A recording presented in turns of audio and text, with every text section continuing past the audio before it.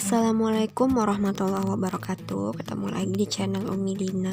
Kali ini Umi akan menjawab pertanyaan yang muncul dari e-learning kemarin ya. Ini dia pertanyaan-pertanyaan yang muncul di e-learning yang akan Umi jawab dalam video ini.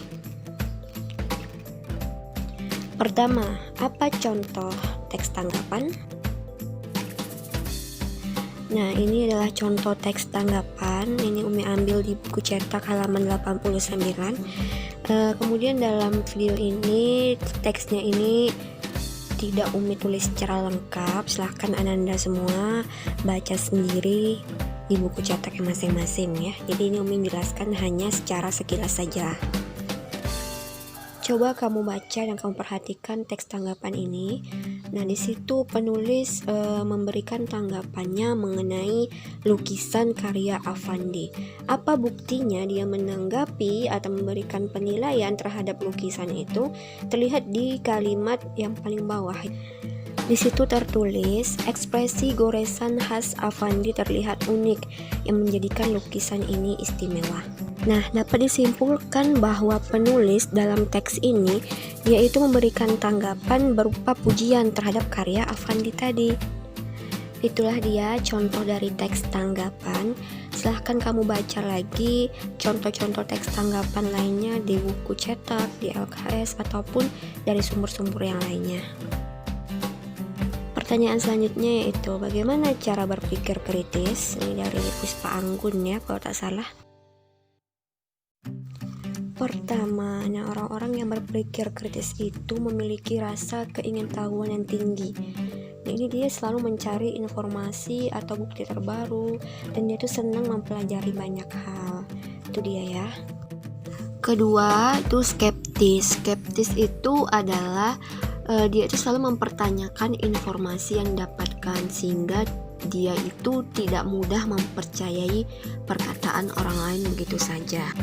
Nah, orang-orang yang berpikir kritis ini ketika dihadapi dengan suatu hal, dia akan memulai pertanyaan-pertanyaan dalam dirinya seperti kenapa ini bisa terjadi, apa yang harus saya lakukan dengan hal ini, kemudian apa yang akan saya dapatkan, apa solusinya. Nah, begitu itu dinamakan dengan skeptis. Kemudian yang ketiga, kerendahan hati. Nah, orang yang berpikiran kritis, dia itu selalu berpikiran terbuka dan tidak gengsi mengakui kesalahan atau kekurangannya saat dihadapkan pada bukti yang meyakinkan bahwa ternyata idenya itu salah, gitu ya. Jadi, orang-orang yang berpikir kritis itu akan bisa menemukan solusi terbaik dari suatu permasalahan.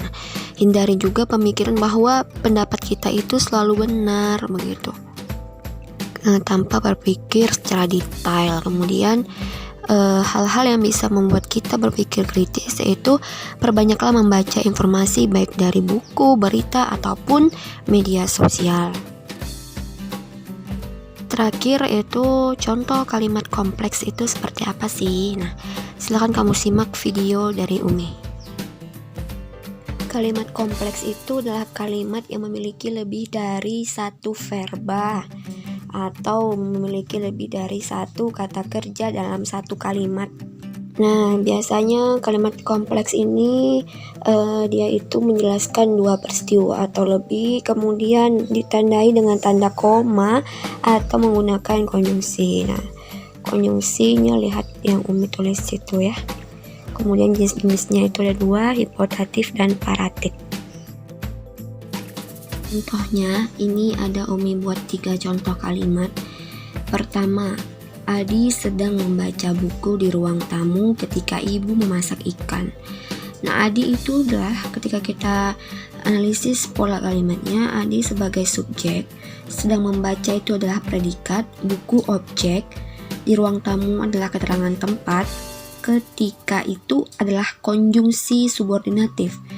Kemudian ibu subjek, memasak predikat, ikan adalah objek. Nah, jadi kenapa dinamakan dia itu kalimat kompleks? Karena dia memiliki dua predikat, yaitu membaca dan memasak. Kemudian mempunyai dua subjek, Adi dan ibu.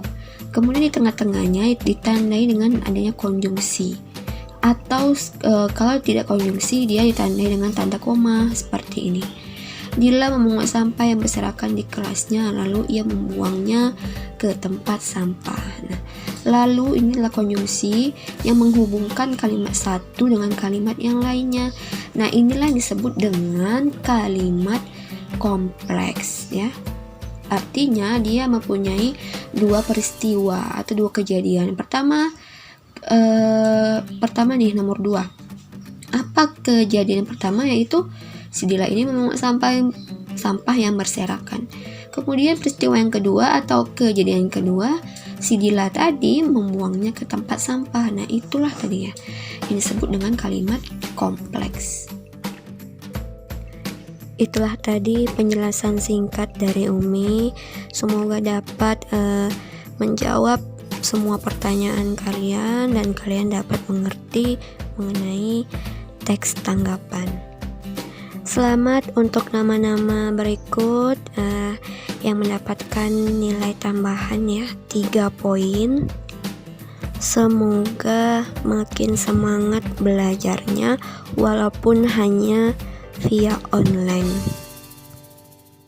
Terima kasih, sampai ketemu lagi di hari Senin, itu pertemuan terakhir kita sebelum ujian. Umi akhiri dengan wassalamualaikum warahmatullahi wabarakatuh. Jangan lupa like dan subscribe ya.